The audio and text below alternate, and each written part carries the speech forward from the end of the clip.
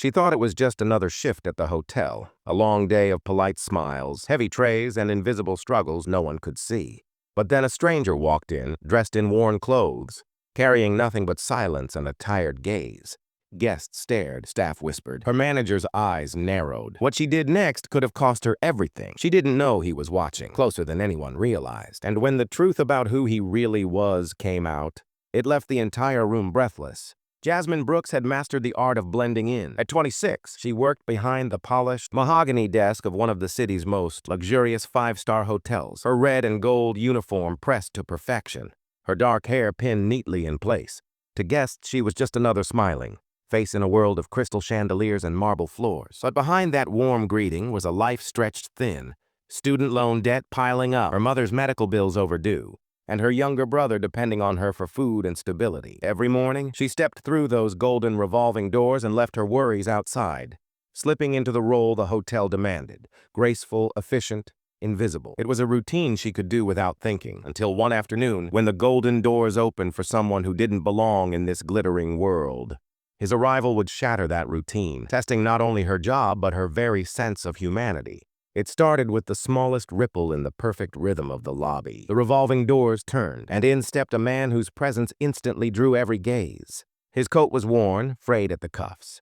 His shirt was creased, his shoes cracked and dull. A weathered backpack hung loosely from one shoulder. Conversations faltered. Guests exchanged quick glances, subtle but sharp. A pair of women near the entrance tilted their heads together, whispering with tight smiles. Even the pianist in the corner let his hand still for half a beat. In this place, where perfection was the standard, his presence was a disruption no one knew how to process. From across the marble floor, the hotel manager, Mr. Collins, locked eyes on him. His stride was brisk. His expression tightened with each step. "Sir," Collins began, his tone sharp enough to cut through the quiet hum of the lobby.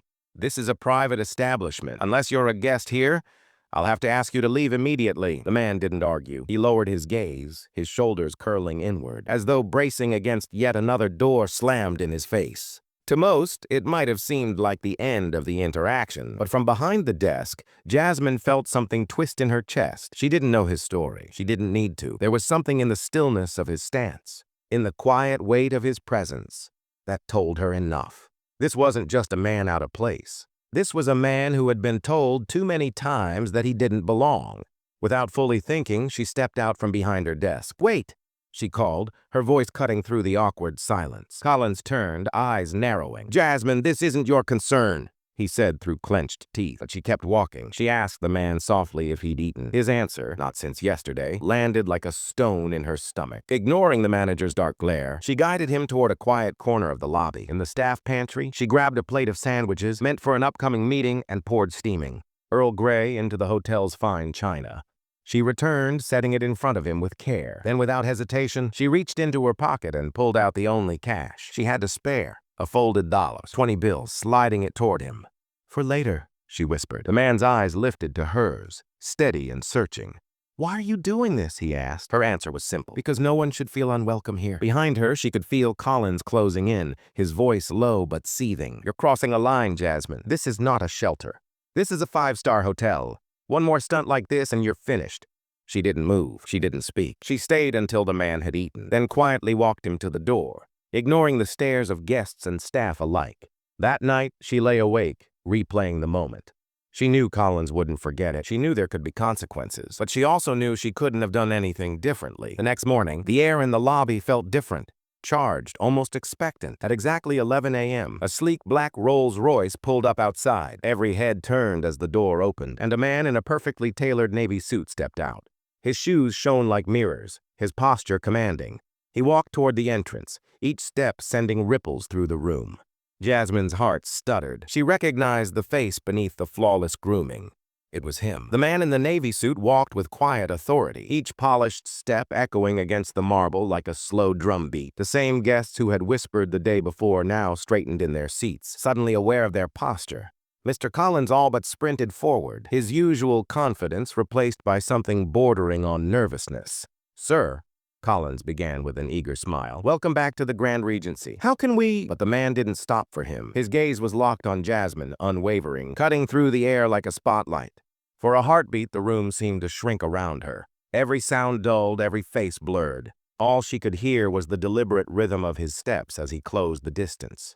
When he stood before her, the lobby fell into absolute silence. Then, with a calm voice that carried across the room, he said, "Yesterday, you treated me like a human being when no one else would. You didn't know who I was.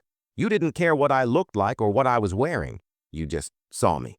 Gasps scattered across the lobby. Jasmine's stomach flipped. A penny dropped.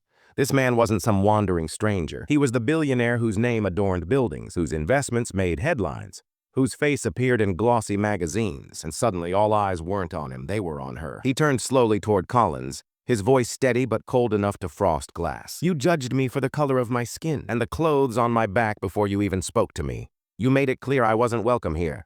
Collins's smile faltered, his face paling as the weight of the moment pressed down.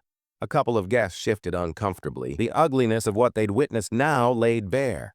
The billionaire reached into his breast pocket and pulled out a small envelope. "Jasmine," he said, looking back at her, "this is for you." She hesitated, her fingers trembling as she took it. Inside was a check, not for hundreds, not for thousands, but for a sum so staggering she had to blink to make sure the zeros were real. "This," he continued, "isn't charity. This is recognition. Recognition for courage, compassion, and integrity in the face of prejudice. Things this place seems to have forgotten." The room erupted into whispers. Some faces burned with shame, others with awe. Jasmine's throat tightened. She wanted to speak, to thank him, but the words caught somewhere between disbelief and the lump rising in her chest. The billionaire leaned closer, his voice dropping low enough that only she could hear. "Never let them make you feel small. The world needs more people like you." Then louder to everyone within earshot. "And as of this moment, I own the controlling share of the Grand Regency. Changes start today." The shock hit like a wave. Collins staggered back, his authority stripped in an instant. Jasmine felt the floor tilt beneath her, not from fear, but from the sudden, overwhelming realization that what had happened yesterday hadn't been a humiliation. It had been a test, one that had revealed more about everyone in this room than they ever intended to show. And yet, in that moment of triumph, she couldn't shake the thought, how many times had someone like him walked into a place, without the safety net of wealth and power, only to be turned away? How many times had those stories ended in silence instead of justice? She held his gaze, her chest rising with a steady breath, and knew that this was more than a victory. This was a challenge. The lobby was never the same after that day. Some staff avoided Jasmine for weeks, not out of anger but out of shame. Others came to her quietly, apologizing for not stepping in, for pretending not to see. The billionaire's promise of changes starting today wasn't just words. Policies shifted, diversity training became mandatory, and more importantly, people started noticing things they used to ignore. But for Jasmine, the victory was complicated. Yes, she had been recognized. Yes, her dignity had been defended in front of everyone who had doubted her. But she couldn't forget the simple, painful truth. None of it would have happened if the man she'd treated kindly hadn't turned out to be one of the richest men in the country. She thought about all the other black women who walked into rooms like this every day, without billionaires watching, without cameras, without witnesses. How many of their stories ended quietly? How many were erased before they even began?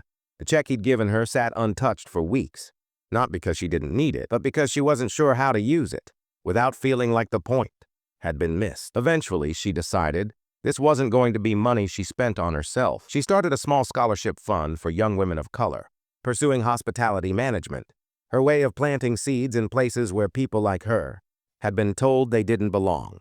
As for Mr. Collins, his name was never on the employee roster again.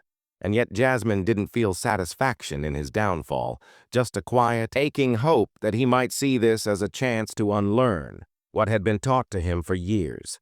Months later, the billionaire returned, not in a tailored suit, but in the same worn clothes from that first day. This time, no one hesitated, no one stared. The front desk staff greeted him warmly, and the security guard held the door open without a second thought. Change, Jasmine realized, might not happen overnight, but it could start with one moment, one decision, one act of kindness that refused to bow to prejudice, because that's what racism fears most. Not anger, not confrontation, but the undeniable humanity it tries so hard to erase. So, as you hear this story, ask yourself, if the billionaire hadn't been watching, if there had been no reward, would you still have acted with kindness? Would you have spoken up when the room stayed silent? Because racism doesn't just survive on hate. It survives on the people who choose not to see.